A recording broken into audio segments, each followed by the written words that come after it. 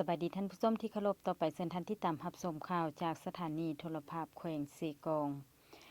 งประเมินการเฮ็ดทดลองมอบหัวหน่วยวิสาหกิจให้แขวงคุ้มครองและกวดการไล่เลียงอากรในวันที่13พฤศจิกายน2025นี้แผนกการเงินแขวงเซกองร่วมกับกระทรวงการเงินได้จัดกองประชุมประเมินการเฮ็ดทดลองมอบหัวหน่วยวิสาหกิจให้แขวงคุ้มครองและเวียกงานกวดการไล่เลียงอากรอยู่ที่ห้องประชุมห้องว่าการแขวงมีท่านคำฮู้อ่อนมณีหัวหน้าแผนกการเงินแขวงมีคณะกรรมการประเมินจากกระทรวงแผนกการเงินแขวงและห้องการเงิน4เมืองเข้าร่วม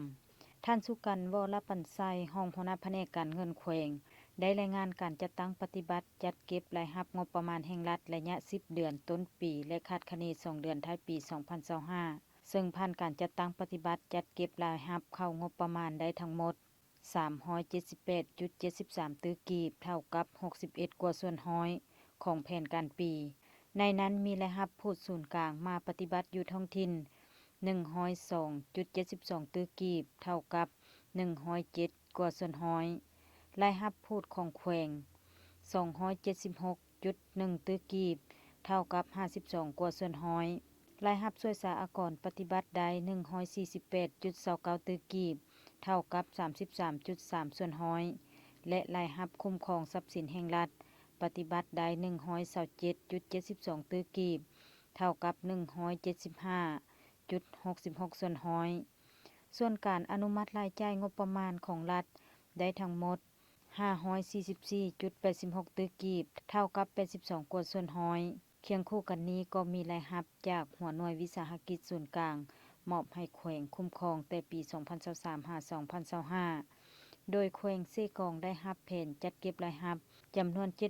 709.61 ตื้อกีบโดยปี 2023 เก็บได้จำนวน 121.6 ตื้อกีบซึ่งได้จากอากร 58.71 ตื้อกีบจากทรัพย์สิน 62.35 ตื้อกีบในปี 2024 เก็บได้จำนวน 170.46 ตื้อกีบซึ่งได้จากอากร 101.19 ตื้อกีบจากทรัพย์สิน 69.27 ตื้อกีบและปี 2025 เพียง 10 เดือนจัดเก็บได้จำนวน 418.9 ตื้อกีบได้จากอากร 345.38 ตื้อกีบได้จากทรัพย์สิน 72.71 ตื้อกีบจากนั้นคณะกรรมการประเมินได้พร้อมกันมีคำเห็นต่อการคุ้มครอง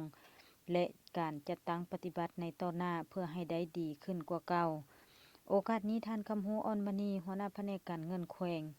ได้มีคำเห็นเรียกร้องให้คณะกรรมการรับผิดชอบการประเมินและแขนงเกี่ยวข้องจงพร้อมกันติดตามสุกโยเก็บกำข้อมูลอย่างละเอียดบรรดาหัวหน่วยวิสาหกิจภายในแขวงเพื่อเฮ็ดให้การคุ้มครองเข้าสู่ระบบสอดคล้องตามระเบียบการและการเก็บรายรับบรรลุได้ตามแผน